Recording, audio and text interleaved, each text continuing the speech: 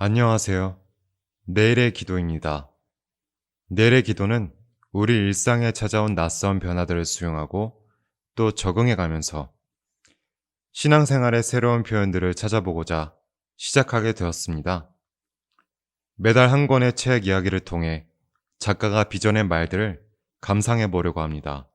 그리고 이어서 잠깐의 침묵과 기도의 시간을 갖습니다. 단순하죠? 기도의 말들을 길러내기 위해 하루 중 짧지만 틈을 내어 시간을 가져보는 겁니다. 그렇게 시간이 쌓이게 되면 내일의 기도가 더 빛나게 되지 않을까요?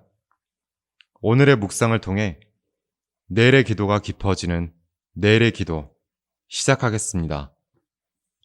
저희가 첫 번째로 고른 책은 제일철학가 강상중 씨의 살아야 하는 이유입니다.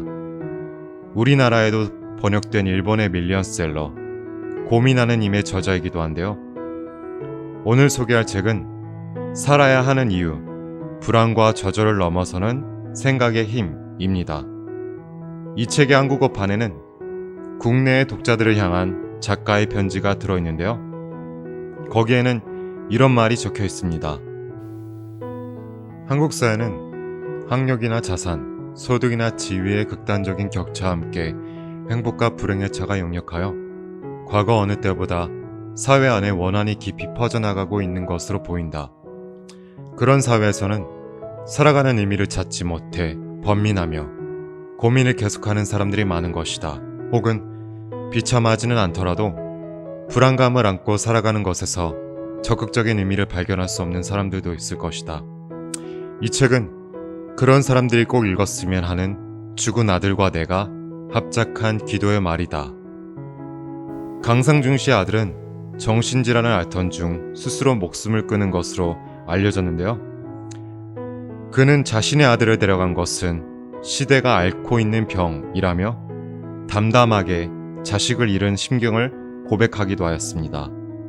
그래서인지 강상중 씨의 글에는 섣부른 낙관이나 희망보다는 우리 삶에 드리운 어둠을 있는 그대로 관통해내는 그런 힘이 느껴지는데요. 그렇다면 강상중 씨는 과연 이 시대를 살아야 할 이유, 불안과 저절을 넘어설 생각의 힘이 어디서 온다고 믿었을까요? 이 책의 목차를 살펴보면 사람은 왜 살아가는가? 왜 이토록 고독한가? 우리는 다시 시작할 수 있을까? 믿는다는 것은 무엇일까? 등의 소주제로 구성되어 있습니다. 독자들은 이처럼 작가가 홀로 질문을 던지고 답하는 과정에 참여하게 되면서 자신만의 대답을 스스로 찾아가는 경험을 하게 합니다. 그는 이 책의 소장에서 이렇게 묻습니다. 많은 사람들이 자신이 살아야 할 이유를 행복감에서 찾지만 그 행복감이라는 것은 원래 정의하기가 어려운 것이어서 좋은 상태와 나쁜 상태의 차이가 없어지고 주변에서 비교 대상을 찾기 어려워지면 어떤 의미에서는 행복감이 어떤 상태를 가리키는 것인지 불확실해지기도 합니다. 결국 사람들은 이 정도면 행복하다고 해도 좋을 것이다 라는 행복의 합격 기준을 설정하게 됩니다. 말하자면 행복의 발명이지요. 그리고 다들 아무 생각 없이 그러한 기준을 공유하고 그것을 행복이라고 느끼게 된 것이 아닐까요? 행복을 느끼는 기준이라는 것은 사실 사람의 수만큼이나 다양하게 존재하잖아요. 그런데 내가 동의한 것도 아니면서 마치 행복의 합격 기준이라는 게 존재하는 것처럼 거기에 몰두하게 되는 것 같습니다. 작가도 무엇을 행복이라 느끼는가, 인생에 어떤 의미가 있는가에 대한 다른 답을 찾아야 한다고 말하고 있는데요. 흥미로운 것은 이 책에서 미국의 심리학자인 윌리엄 제임스를 인용하며 말하고 있는 거듭나기라는 개념입니다. 하나님 나라에 들어가려면 거듭나야 한다고 말씀하셨던 예수님의 말씀이 떠오르기도 하는데요.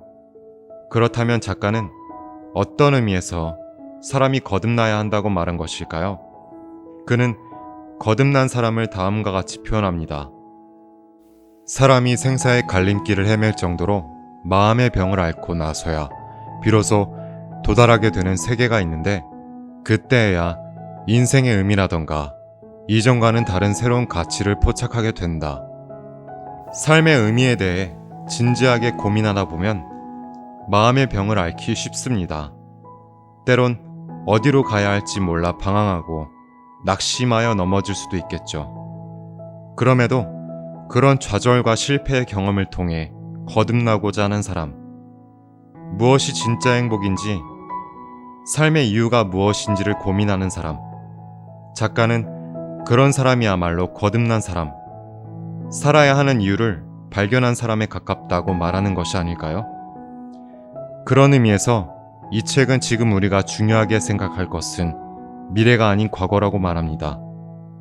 좋은 미래를 추구하기보다 좋은 과거를 축적해가는 마음으로 살아가는 것, 두려워할 필요도 없고 기가 죽을 필요도 없이 있는 그대로의 자신으로도 괜찮다는 것, 특별히 창조적인 일을 할 수 없어도 지금 거기에 있는 것만으로 당신은 충분히 당신답다는 것, 그러니 녹초가 될 때까지 자신을 찾을 필요 같은 건 없다는 것, 그리고 마음이 명령하는 것을 담담하게 쌓아나가면 나중에 돌아보았을 때 저절로 충분한 인생이 되어 있지 않을까요? 우리는 보통 인생에서 중요한 것은 미래라고 여기고 과거는 별로 중요하지 않다고 말하잖아요. 그런데 작가는 오히려 지금을 소중히 살면서 좋은 과거를 쌓으라고 말하는 것입니다.